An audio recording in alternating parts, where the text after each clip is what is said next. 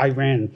Iran announced today that it's suspending its cooperation with the IAEA.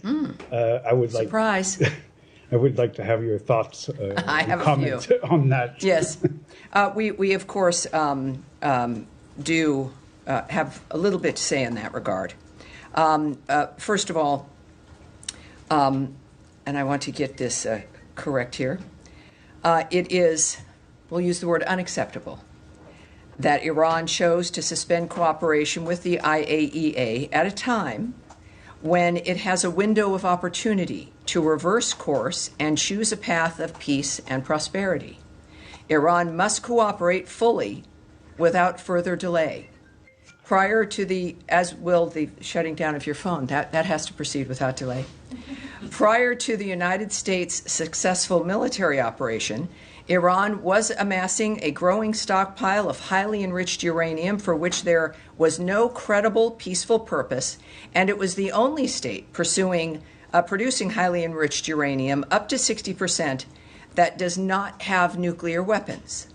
Iran must fully comply with its safeguards agreement required under the NPT, including by providing the IAEA with information required to clarify and resolve long-standing questions regarding undeclared nuclear material in Iran, as well as provide unrestricted access to its newly announced enrichment facility. We look forward to further detailed reporting from the IAEA about this. It is worth repeating, as we've made tremendous strides to this through Donald Trump's leadership, Iran cannot and will not have a nuclear weapon. The President has said this repeatedly. The Secretary of State has said this repeatedly. We have repeated it from this podium.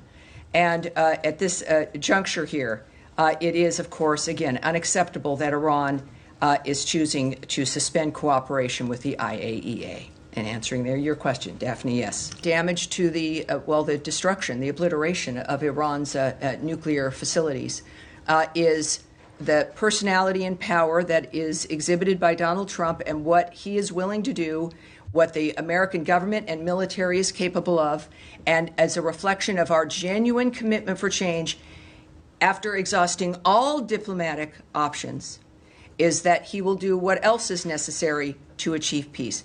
That is something as a message to the entire Middle East, including to our allies, and to those who have stepped up as an example regarding the Gaza Strip.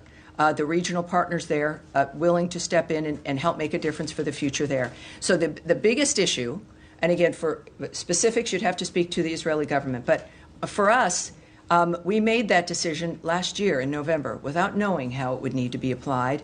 But it's also because of the American people that we're able to send this message to the world that we are still here. We are still the team you can count on. America matters. We know it. And we're going to defend our country, which is what it needs to exist in order to have this hope for the future. All right. Yeah. Yes, Eric. As you mentioned, Iran's nuclear program has been shattered by the U.S. and Israeli attacks. Has been past tense, but yes. But go ahead.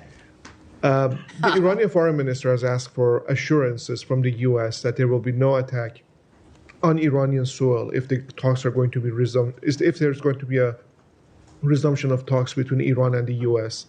What's the U.S. stance on this? Well, again, I'm not going to get ahead of my skis here and preview for you what the Secretary or the President might decide, because it certainly is in the President's hands. You heard my remarks regarding their rejection of the IAEA and that situation, of course, that is unfortunate. And again, it's a very bad decision. So they seem to be, not surprisingly, making bad decisions. But it's going to, the President, as we've seen, is also a very generous man. He cares about all the people, and he knows Iran can be great again. And yet that's going to be up to the Iranian people. But so far, I can't discuss what they may or may not do in that regard. But it's, well, I'm sure we'll hear from the President as well.